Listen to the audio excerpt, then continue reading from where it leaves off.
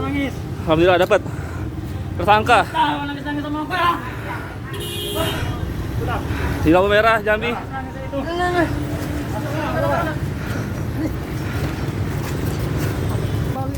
Ngomong balik.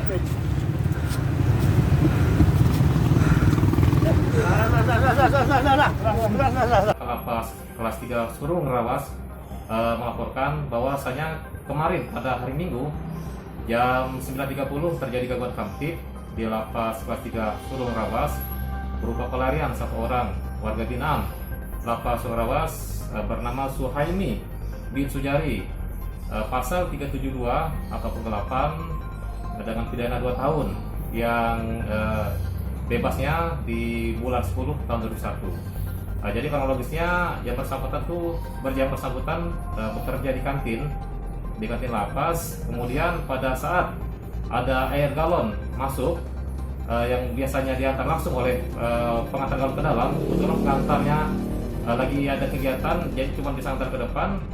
Jadi disuruh oleh petugas untuk mengambil air galon di depan.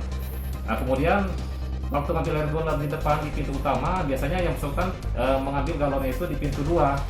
Tapi mungkin karena kalian pegawai, pas pintu 1 terbuka karena ada menerima titipan makanan dari pengunjung, di situasi kondisi kalian pegawai tadi, napi tadi yang di pintu 2 langsung berlari, langsung melewati pintu 1 dan keluar lapas menghilang. Nah, dari kejadian tersebut Komandan Jaga melapor ke Kepala Keamanan, dan Kepala Keamanan juga langsung melapor ke saya pada jam 10-nya. Nah, kemudian dari kejadian gangguan tersebut, saya laporkan atensi kejadian, kronologis kejadian ke pimpinan saya, itu Pak Kanwil Kemenkumham Sumatera Selatan, dan juga Kepala Divisi Kanwil Kementerian Hukum dan Sumatera Selatan. Nah, kemudian tindak lanjut yang saya laksanakan, pertama saya membentuk tim Satgas untuk melakukan pencarian. Jadi kita telusuri alamatnya di mana, terus cari informasi keluarganya yang terdekat di mana. Dan juga kami mencari informasi yang lain ya, termasuk warga binaan tersebut di dalam, apakah ada informasi juga napi yang lari tersebut atas nama suami. Rupanya kami dapat informasi dari napi di dalam bahwa yang bersangkutan memang sudah rencana melarikan diri karena masalah hutang. Terus kedua, ada informasi bahwa arahnya dia tuh lari ke Jambi. Nah, berdasarkan informasi tersebut, kami tidak lanjut dengan melaksanakan gerak cepat pengejaran ke arah Jambi ya. Nah, kemudian sorenya kami mendapat informasi bahwasanya ada nomor telepon yang bisa dikontak atau dipegang oleh yang bersangkutan. Karena beliau rupanya menyimpan ada nomor kontak yang nggak tahu dapat dari mana, apa dari luar, karena selama ini tidak pernah dia punya handphone. Tentunya ada nomor telepon dia di luar.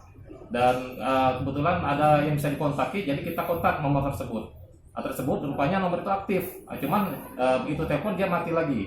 Jadi kita kontak terus nomor teleponnya, dan kita bersama dengan Polda Jambi karena arahnya ke Jambi untuk meminta telusuri nomor kontak tersebut arahnya kemana. Jadi kemudian dari Polda Jambi mereka bersama dengan lapas menyampaikan bahwanya mungkin beliau ini arahnya ke Jambi karena berdasarkan titik cek posnya itu tersebut dia sedang jalan arahnya ke Jambi. Kemudian dari informasi tersebut anggota langsung gerak cepat ke arah Jambi. Nah, kemudian sampai Jambi malam hari posisinya HP-nya mati lagi. Ya, posisi HP-nya mati. Kemudian kita menunggu di kota Jambi sampai subuh ya. Pas subuhnya kontak lagi ke Polda. Di Polda rupanya HP-nya hidup lagi. Nah, berdasarkan cek pos tersebut, laporan dari Polda Jambi bahwa yang bersangkutan ada di suatu titik, makanya kami bergerak cepat. Cuma kami belum membuahkan hasil karena belum ada tepat persisnya di mana titiknya tersebut berada, yang bersangkutan berada. Nah, kemudian kami melakukan pengintaian lagi, seluruh tim melakukan pengintaian kembali. Setelah melaksanakan pengintaian yang dipastikan yang bersangkutan berada di rumah, ya, dan kemudian diatur supaya tersembunyi, kita melakukan penggerbekan. Ada informasi bahwa yang bersangkutan rupanya sudah lolos dari rumah, dan informasi itu mau ke pasar ke arah Jambi, ada yang mau dibeli atau apapun ya. Jadi kita informasi kalau yang bersangkutan ke suatu tempat, suatu toko yang mau seperti mau belanja, gerak cepat lagi kami gerak cepat lagi, kami gerak ke toko tersebut yang dapat informasi bahwa yang bersangkutan berada di arah situ mau belanja. sampai di sana rupanya yang bersangkutan ada, nampak sama kami kelihatan ada di situ.